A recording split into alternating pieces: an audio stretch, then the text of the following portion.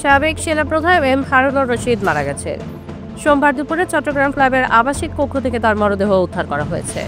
রাতে তিনি কক্ষটিতে ছিলেন। সকালে কোনো সাড়া শব্দ না পাওয়ায় কক্ষটি খুলে অচেতন অবস্থায় তাকে পাওয়া যায়।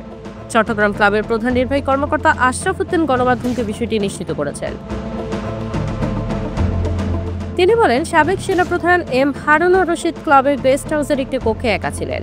আজ অনেক বেলা পর্যন্ত তিনি কক্ষ থেকে বের না হয় ক্লাবের লোকজন বিচলিত হন।